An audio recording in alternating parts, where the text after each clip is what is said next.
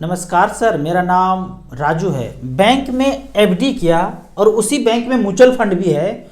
उसके बारे में ना कभी किसी ने बताया और ना कभी अपना भी दिमाग लगाया। तो यहाँ पे एक गाना आता है ना, 2-4 कदम पे हम थे, 2-4 कदम पे तुम थे, 2-4 कदम ये लेकिन 100 मीलों से भी क्या कम थे। यही चीज़ होता है। हर जगह पे ब्रांच है एसबीआई का, वहाँ पे म्यूचुअल फंड भी बिकता है, पर ना कर्मचारी कभी बताता है ना हम कभी पूछते हैं। तो यहाँ पे मैं एक बार बैंक विजिट किया तो मुझे एक सर मिल गए, पुराने सर, और मैंने पूछा सर क्या कर रहे हैं यहाँ पे। तो उन्होंने कहा कि 9 साल पहले एक एफडी किए थे, डबल हो गया है। अब पैसे का ज़रूरत तो है नहीं, 10 लाख लगाए थे, 20 लाख रुपया हो गया है। अब उसको ना पलटने आए हैं, मतलब पैसे की ज़रूरत नहीं है, ऐसे करके पलट देंगे, 2 गुना हो गया है। अब फिर पलट देंगे ना तो 4 गुना हो जाएगा। कैसे हुआ है तो यहाँ देखते हैं। 10 लाख रुपए लगाया था 9 साल पहले, 8% का ब्याज चल रहा था, तो 10 लाख का लगभग 20 लाख हो गया। अब उस 20 लाख को थोड़ा सा इंटरेस्ट रेट कम हो गया है, 7.5% हो गया अब उस 20 लाख को आने वाले 10 साल तक बोल रहे हैं कर रहेंगे ना, तो 40-41 लाख रुपया मिल जाएगा। 7.5% के रेट से 41-42 मिल जाएगा, ऐसा बोल रहे हैं। तो बस उसको पलटने आया है यहाँ पे। 10 साल किया, 2 गुना हो गया, 10 का 20 हो गया। 10 लाख रुपया लगाया था 9 साल के लिए, वो डबल हो गया। अब उस पैसे को 10 साल के लिए और जो है पलटी मारने आया है, कुछ कागज साइन करेंगे, 7.5% के रेट से 41-42 लाख रुपया बन जाएगा। अब वही बात होता है यदि कि इसी बैंक का जहाँ पे एफडी किया, हर बैंक को म्यूचुअल फंड है, हर बैंक को एफडी है, SBI, ICC, HDFC, axis, Kotak, लगभग बड़े बड़े बैंक हैं, उसको म्यूचुअल फंड भी है, उसको एफडी तो है ही। तो उस पैसे को कोई बता दिया होता कि एफडी ना करके म्यूचुअल फंड में कर दीजिए, कोई भागेगा नहीं, डूबेगा नहीं, हेराएगा नहीं। हेराना मतलब खो जाना। बहुत लोग कमेंट में पूछते हैं हेराना मतलब बिहारी वर्ड है, हेरा गया मतलब खो गया। तो यहाँ पे 10 लाख को छोड़ देता। जब पहली बार यहाँ पे इन्वेस्ट करने गए ना एफडी में, तो बोले होंगे मेरे पास ज़्यादा समय नहीं है, 9-10 साल लगा सकते हैं। अब ले पूरा हो गया 9-10 साल, फिर से 10 साल, तो 19 साल हो गया ना। तो 19 साल पहले ही बोल रहे थे ज़्यादा समय नहीं है। सब लोग ऐसे बोलते हैं, शॉर्ट टर्म में बताइए, ज़्यादा समय नहीं है, पूरा ज़िंदगी जीना है 70-80 साल, ज़्यादा समय नहीं है, ऐसे बोलेंगे। तो वो 10 लाख रुपया यदि प्लान करके 19 साल छोड़ दिया होता 12% के रेट से, तो 86 लाख रुपये बनता है। यहाँ इसका आधा बना है, तो आधा पैसा गया कहाँ, सोचना है। 86 लाख रुपया मात्र 12% के रेट से बनता है। तो यहाँ पे देखते हैं, एक एक्चुअल रिकॉर्ड देखते हैं। फंड लिया है balance fund category, hybrid aggressive. पिछले 19 साल में 10 लाख रुपया वन टाइम रखा। पहले फंड का नाम आता है ICC potential equity and date.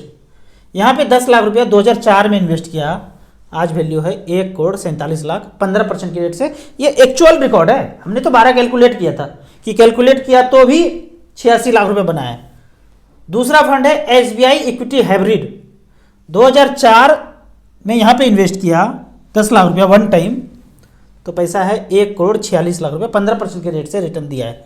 अब क्वेश्चन होगा कि ये भाग जाएगा तो, खत्म हो जाएगा तो, डूब हो जाएगा तो इस फंड के हिस्ट्री में जाते हैं कि इस फंड को डूबने के लिए, भागने के लिए क्या क्या तांडव होना पड़ेगा, इस बारे में चर्चा करते हैं। यहाँ पे अगर देखा जाए तो इस फंड का जन्म जो है 1995 में हुआ था, और तब से लेके अब तक ये चल रहा है। और सिंस इंसेप्शन अगर रिटर्न देखा जाए, सिंस इंसेप्शन रिटर्न का बात किया जाए, तो यहाँ पे मेंशन होगा कि सिंस इंसेप्शन इन्होंने 13.78% का रिटर्न दिया है। तो इस फंड में अगर बैलेंस कैटेगरी का फंड को देखते हैं कि इसने कहाँ कहाँ पैसा लगाया है, तो आता है ऑल होल्डिंग्स में। एचडीएफसी बैंक में 7%, इस फंड का 7%, अगर 1 लाख रुपया इन्वेस्ट किया तो 7,000 रुपया एचडीएफसी बैंक में इन्वेस्ट कर देंगे इसके फंड मैनेजर। आईसीसी बैंक, भारतीय Airtel, state bank of India, मतलब म्यूचुअल फंड। एक चीज़ कन्फ्यूजन दूर करना चाहिए कि बैंक ना अपने आप में सुनने में तो एक लगता है, लेकिन 3 अलग अलग कंपनी है। एसबीआई बैंक अलग है, एसबीआई म्यूचुअल फंड अलग है, एसबीआई लाइफ इंश्योरेंस अलग है, तीनों अलग अलग है, तीनों का ब्रांच भी अलग अलग होता है। तो एक ही नहीं सोचना चाहिए, एसबीआई लगा हुआ है तो एक ही नहीं सोचना चाहिए। आईसीसी म्यूचुअल फंड अलग है, आईसीसी बैंक अलग है, और आईसीसी लाइफ इंश्योरेंस अलग है, तीनों अलग अलग चीज़ है।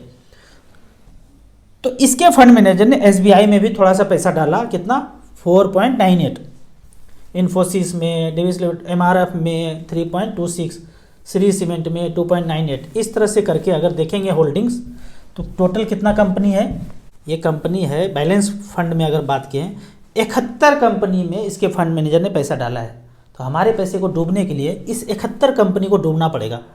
इसीलिए लंबे समय में सोचना नहीं है। लंबा समय बोलते किसको हैं, बच्चों को एजुकेशन के लिए, बच्चों के मैरिज के लिए, खुद के रिटायरमेंट के लिए, घर खरीदना है 15 साल 16 साल 20 साल के बाद, उसके लिए थोड़े थोड़े पैसे जमा करेंगे तो इस तरह से 12 से 15% के बीच रिटर्न मिल जाता है। अब कुछ कमेंट का बात करते हैं। यहाँ पे कमेंट में क्वेश्चन पूछा गया है, यदि ऐप से परचेज किया तो क्या बैंक जाके उसको विड्रॉ कर सकते हैं? बैंक नहीं जाना है, बैंक में म्यूचुअल फंड और लाइफ इंश्योरेंस बिक सकता है, पर आप जब बेचने जाएंगे, कुछ और काम करने जाएंगे तो शायद वो करेंगे नहीं। क्यों नहीं करेंगे? इसके लिए अनिल कपूर का डायलॉग सुनना है ताल पिक्चर से कि हम दर्द की दवा बेचते हैं, खरीदते नहीं हैं। तो खरीदेगा कौन? आपने म्यूचुअल फंड खरीद तो लिया, अब बैंक जाके ऐप से खरीदा और बैंक में जाके बेचना चाहते हैं, रिडीम करना चाहते हैं। तो म्यूचुअल फंड का ब्रांच अलग होता है। मैंने क्या बोला, बैंक अलग है, म्यूचुअल फंड अलग है और लाइफ इंश्योरेंस अलग है। तो म्यूचुअल फंड का भी ब्रांच होता है, एसबीआई म्यूचुअल फंड का भी ब्रांच होगा। नहीं है तो छोटे बड़े शहर में कार्बी और कैम्स का ऑफिस होता है, वहां जाके आप बेचेंगे तो कोई आपको बोलने वाला नहीं है। आप किसी भी ऐप से खरीदे हैं तो ब्रांच जाके कार्बी कैम्स के ऑफिस में, या म्यूचुअल फंड का जो ऑफिशियल ब्रांच है, एसबीआई म्यूचुअल फंड का ब्रांच कहाँ कहाँ है, वो कॉल सेंटर से या फिर आप ऑनलाइन चेक कर सकते हैं, वहाँ जाके आप कर सकते हैं। ये नहीं पूछेगा कभी कि आप किस ऐप से खरीदे थे, ऐसा नहीं बोलता कोई। आप ब्रांच जाएंगे तो कौन से ऐप से खरीदे हैं इसका कोई मतलब नहीं है। ऐप मतलब सड़क पे चलने वाला एजेंट, इस एजेंट से खरीदा कि उस एजेंट से खरीदा, क्या मतलब है किससे खरीदा, तो वही ऐप है। इस ऐप से खरीदा कि उस ऐप से खरीदा, ये आपको ब्रांच में नहीं पूछेंगे। तो आपको म्यूचुअल फंड के ब्रांच में विजिट करना है, बैंक में विजिट नहीं करना है। कभी कभी आपको हेल्प वो कर भी सकते हैं, नहीं भी कर सकते, वो बाध्य नहीं है इसके लिए। अब अगला क्वेश्चन है, अगर लोन लेके स्मॉल कैप में इन्वेस्ट कर दें और वहाँ से SWP करके EMI भर दें, कुछ ऐसा ही है सबके साथ। करना कुछ नहीं है, हिंग फिटकरी कुछ नहीं लगाना है, मेहनत कुछ नहीं करना है और अपने आप आ जाए। जैसे वो होता है ना, शेर सोए हुए हैं मुंह में ऐसे कुछ आ जाए, कहानी पढ़े थे, तो उस टाइप से नहीं करना है भाई। जो मेहनत किया, जो पैसा बचा, उसी को इन्वेस्ट करना है, चाहे 1000 हो, चाहे 500 हो, 5000 हो, जितना भी हो। इस सब चक्कर में पड़ेंगे तो पता चलेगा घर भी जो है, लोन मिलेगा कैसे। एक बार लोन ले लिया, मान लीजिए इधर उधर कुछ हो गया, तो अगला बड़े लोन आपको कभी मिलेंगे भी नहीं। आपको हाउस लोन चाहिए था बाद में, या और कुछ चाहिए, ज़रूरत पे मिलेगा नहीं। नवाबी तो आपने कर लिया, यहाँ पे देखने में, सीखने में 1 लाख लोन ले लिया, 50,000 लोन ले लिया, अब उसको रीपेमेंट भी नहीं कर पा रहे हैं। तो नवाबी सीखने में तो चले गए। तो ये सब नहीं करना है, सिंपल प्रोसेस है म्यूचुअल फंड का। बहुत से चैनल पे बोलते हैं आप स्टॉक मार्केट के बारे में कुछ भी नहीं जानते हैं तो सीखिए, गलती होगा, लॉस होगा, सीखिए। अरे भाई कौन सीखेगा, कौन लॉस करेगा? वो जो इसको अपना प्रोफेशन बनाना चाहता है, पर कोई काम कुछ और करते हैं, समय नहीं है, तो वो सीखेंगे क्या, पढ़ेंगे क्या, लॉस क्या करेंगे? बेहतर है ना SBI small cap, SBI mid cap, SBI Contra fund में इन्वेस्ट करके छोड़ दीजिए, कोई लॉस वॉस का बात नहीं है। 5 साल के बाद खोल के देखिएगा बड़ा ही मिलेगा, 10 साल के बाद खोल के देखिएगा स्टेटमेंट बढ़ा हुआ ही मिलेगा। इतना दिमाग नहीं लगाना है साधारण आदमी को। अगला क्वेश्चन देखते हैं, कमेंट में एक पूछा गया है कि अभी भी लोग गुलकंद हनी के लिए डिस्क्रिप्शन को सर्च कर रहे हैं। ये काफ़ी लोगों ने पूछा है कि गुलकंद हनी, पहले कभी मैं इसके बारे में बताया था। यदि जो लोग मिठाई के शौकीन हैं, खाना खाने के बाद मिठाई खाते हैं, तो मुझे पहली बार ये मधुमृत गुलकंद हनी मिला। 1 चम्मच खाया ना, तो जितने तरह का मिठाई है ना, मैं उसको भूल गया। हालांकि मिठाई का अपना एक चीज़ है, लेकिन यहाँ पे घर में अगर गुलकंद हनी रखते हैं स्वीट्स के तौर पे, आज जितना भी स्वीट्स खाते हैं वो किस तरह का जहरीला है, केमिकल युक्त है। यहाँ पे प्योर जो है ऑर्गेनिक ये गुलकंद हनी बना गया है, सन कुक्ड प्योर ऑर्गेनिक। जो लोग पहले ऑर्डर किए हैं वो फिर से ऑर्डर कर सकते हैं, और जो लोग स्वीट्स के, मिठाई के शौकीन हैं, उसको मेरे कहने पे एक बार इसको ज़रूर ऑर्डर कीजिए। जहाँ तक मेरी बात है, इस प्रोडक्ट को मैं खूब यूज करता हूँ। यदि मेरे कहने पे कोई इस प्रोडक्ट को परचेज करते हैं और कहते हैं कि अच्छा नहीं है, तो मुझे आप व्हाट्सएप पे फ़ोटो खींच के बेचेंगे, वो पैसा मैं रिफ़ंड कर दूँगा। जहाँ तक ये बात है कि इसको एडवर्टाइज़ करने का, मैं किसान से कोई भी चार्ज नहीं करता हूँ। कितना किसान हम लोगों के लिए करते हैं, और हम लोग पैसे तो छाप रहे हैं, ऑनलाइन काम कर रहे हैं, स्मार्ट वर्क कर रहे हैं, जो भी कर रहे हैं, पर किसान जो हमारे लिए कर रहे हैं, सुबह से शाम तक जो खाना खाते हैं, वो खेत से ही आता है। बदले में हम क्या देते हैं, थोड़ा सा सोचना है धूप में बैठ करके। वो अगर फल खा रहे हैं, वो खा रहे हैं, वो फल कैसे आया है, कभी वो किसान के बारे में भी सोचना है। ऑनलाइन यदि आप परचेज करते हैं, 100-150 रुपया उस किसान को चला जाएगा। हरियाणा के हमारे मित्र हैं, 1 रुपया भी मैं यहाँ से चार्ज नहीं करता हूँ।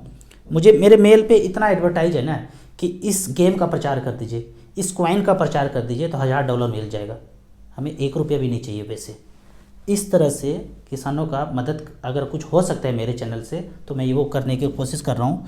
लिंक मैं डिस्क्रिप्शन में दे दूँगा आपको। इसी तरह और कुछ म्यूचुअल फंड के बारे में जानना है, इन्वेस्टमेंट के बारे में जानना है, तो इस नंबर पे मुझे व्हाट्सअप कर सकते हैं। आपको वीडियो अच्छा लगे तो व्हाट्सअप यूनिवर्सिटी में दोस्तों बीच से ज़रूर शेयर करें।